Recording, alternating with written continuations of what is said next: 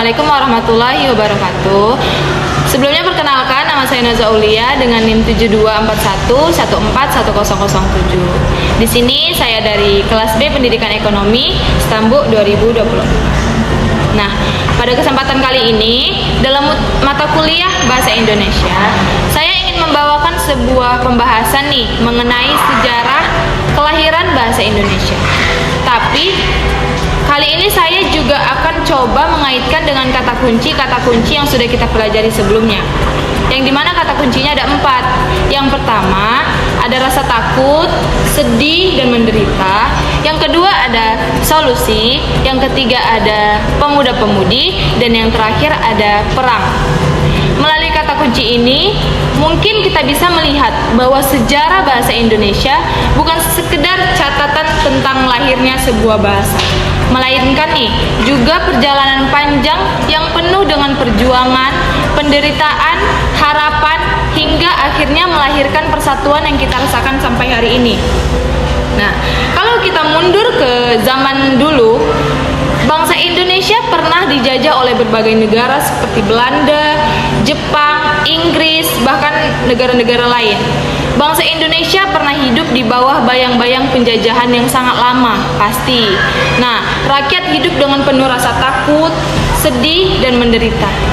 Takut karena setiap gerak diawasi, takut karena dihukum jika melawan, sedih karena tidak berdaya di tanahnya sendiri, dan bahkan menderita karena diperas tenaganya dan dipaksa bekerja oleh penjajah-penjajah tersebut. Selain itu, penjajah bukan hanya merampas kekayaan alam, tetapi juga berusaha melemahkan bangsa dengan cara memecah belah bangsa Indonesia. Dalam suasana penuh ketakutan ini, itulah rakyat seolah tidak punya harapan untuk bangkit kembali. Namun, justru dengan kondisi sulit dan kondisi menegangkan seperti itu, lahirlah semangat baru untuk mencari jalan keluar. Rakyat mulai sadar bahwa mereka tidak bisa terus-menerus hidup terpecah belah seperti itu. Semakin mereka terpecah belah, maka semakin penjajah itu merasa kuat, pasti. Nah, dari sinilah muncul sebuah solusi besar. Bangsa ini harus disatukan, terutama para pemuda-pemudinya. Kenapa yang dipilih para pemuda-pemudi? Nih, karena pemuda-pemudi masih memiliki semangat kobar, masih memiliki keberanian yang sangat kuat, dan masih memiliki energi untuk berkontribusi. Solusi itu tidak sederhana pastinya, tetapi kuncinya pada saat itu ada di satu hal, yaitu bahasa. Bahasa yang dipilih sebagai alat yang bisa mempersatukan, memperkuat, karena dengan bahasa yang sama, seluruh rakyat bisa merasa dekat, merasa kompak, dan bisa saling memahami, menjadi satu bangsa. Dari sekian banyak bahasa, mulai dari suku Batak, suku Jawa, suku Mandailing, suku Minang, yang dipilih adalah bahasa Melayu. Kenapa bahasa Melayu? Di zaman kolonial Belanda, bahasa Melayu sudah umum digunakan untuk pedagang-pedagang internasional, menjadi bahasa umum Indonesia sebagai pengetahuan umum pada saat kolonial Belanda.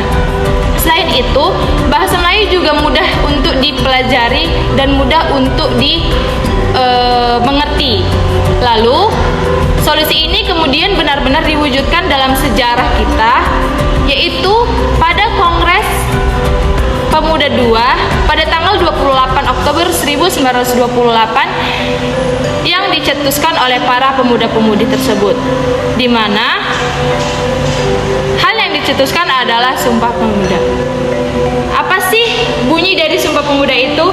Yang pertama, kami putra dan putri Indonesia berbangsa yang satu, bangsa Indonesia. Yang kedua, kami putra dan putri Indonesia mengaku bertumpah darah yang satu, tanah air Indonesia. Dan yang terakhir, kami putra dan putri Indonesia berbahasa yang satu, bahasa Indonesia. Di sini mereka sadar hanya dengan bahasa Indonesia sebagai pemersatu mereka, semangat perjuangan bisa digerakkan secara bersama-sama nih.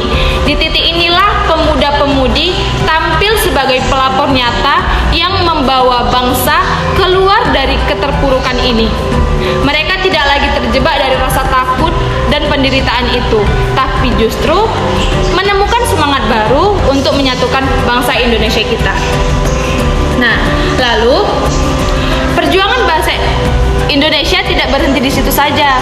Saat Jepang datang untuk menjajah pada tahun 1942, bahasa Belanda yang sebelumnya digunakan sebagai bahasa resmi dilarang keras, dan bahasa Indonesia malah yang justru mendapatkan ruang yang lebih luas untuk digunakan dalam pendidikan dan administrasi sampai saat ini yang kita rasakan.